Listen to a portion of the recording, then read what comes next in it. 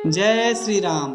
आपका स्वागत है आपके अपने चैनल वास्तु गुरु में। आज के एपिसोड में मैं महर्षि वाल्मीकि द्वारा रचित रामायण के उत्तरकांड को संक्षेप में आपके सामने प्रस्तुत करने जा रहा हूँ। यह अति पवित्र ग्रंथ संस्कृत भाषा में रचित है। इसे मैं हिंदी में आपको बताने जा रहा हूँ। यह रामायण कथा का आखिरी कांड है।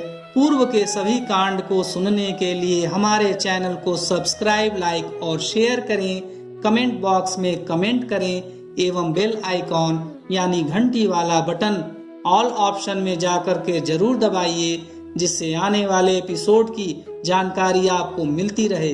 क्योंकि हमारा चैनल धार्मिक एवं पौराणिक कथाएं, व्रत, पूजा विधि, अनुष्ठान, वास्तुशास्त्र की सही जानकारी आपको देता है। हम आपको वही जानकारी देते हैं जो कि प्रामाणिक हो।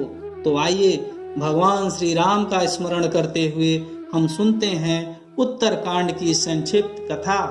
नारद जी कहते हैं, जब रघुनाथ जी अयोध्या के राज सिंहासन पर आसीन हो गए, तब अगस्त्य आदि महर्षि उनका दर्शन करने के लिए गए।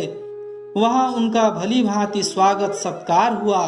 तदनंतर उन ऋषियों ने कहा, भगवान आप धन्य हैं जो लंका में विजयी हुए और इंद्रजित जैसे राक्षस को मार गिराया। अब हम उनकी उत्पत्ति कथा बतलाते हैं, सुनिए। ब्रह्मा जी के पुत्र मुनिवर पुलस्त्य हुए और पुलस्त्य से महर्षि विश्रवा का जन्म हुआ। उनकी दो पत्नियां थीं, पुण्योत्कटा और कैकसी। उनमें पुण्योत्कटा ज्येष्ठ थी। उसके गर्भ से धनाध्यक्ष कुबेर का जन्म हुआ। कैकसी के गर्भ से पहले रावण का जन्म हुआ, जिसके 10 मुख और 20 भुजाएं थी। रावण ने तपस्या की और ब्रह्मा जी ने उसे वरदान दिया, जिससे उसने समस्त देवताओं को जीत लिया। कैकसी के दूसरे पुत्र का नाम कुंभकर्ण और तीसरे का विभीषण था। कुंभकर्ण सदा नींद में ही पड़ा रहता था, किंतु विभीषण बड़े धर्मात्मा हुए। इन तीनों की बहन शूर्पणखा हुई। रावण से मेघनाद का जन्म हुआ।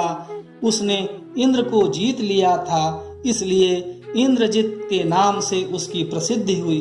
वह रावण से भी अधिक बलवान था, परंतु देवताओं आदि के कल्याण की इच्छा रखने वाले आपने लक्ष्मण के द्वारा उसका वध करा दिया।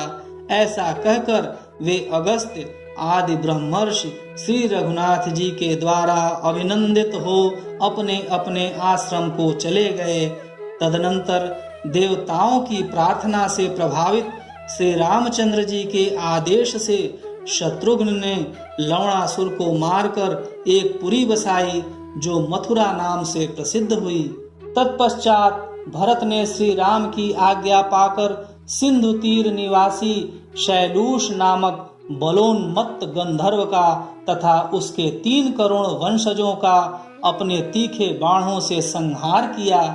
फिर उस देश के गांधार और मद्र 2 विभाग करके उनमें अपने पुत्र तक्ष और पुष्कर को स्थापित कर दिया। इसके बाद भरत और शत्रुघ्न अयोध्या में चले आए और वहां श्री रघुनाथ जी की आराधना करते हुए रहने लगे। श्री रामचंद्र जी ने दुष्ट पुरुषों का युद्ध में संहार किया और शिष्ट पुरुषों का दान आदि के द्वारा भली भांति पालन किया। उन्होंने लोकापवाद के भय से अपनी धर्म पत्नी सीता को वन में छोड़ दिया। वहां वाल्मीकि मुनि के आश्रम में उनके गर्भ से 2 श्रेष्ठ पुत्र उत्पन्न हुए, जिनका नाम कुश और लव थे।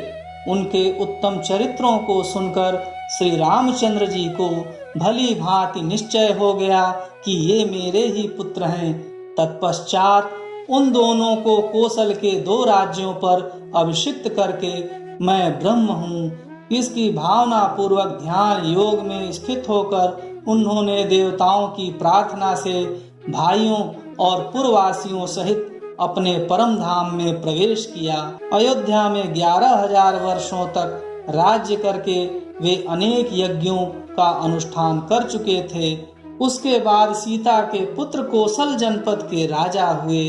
अग्निदेव कहते हैं, वशिष्ठ जी, देवर्षि नारद से यह कथा सुनकर महर्षि वाल्मीकि ने विस्तार पूर्वक रामायण नामक महाकाव्य की रचना की। जो इस प्रसंग को सुनता है वह स्वर्गलोक को जाता है। इस प्रकार रामायण के उत्तर कांड की व्याख्या मेरे द्वारा आपके समक्ष प्रस्तुत की गई। इसका रसपान करते हुए श्री राम का अभिनंदन और उन्हें प्रणाम करके बोलिए जय श्री राम।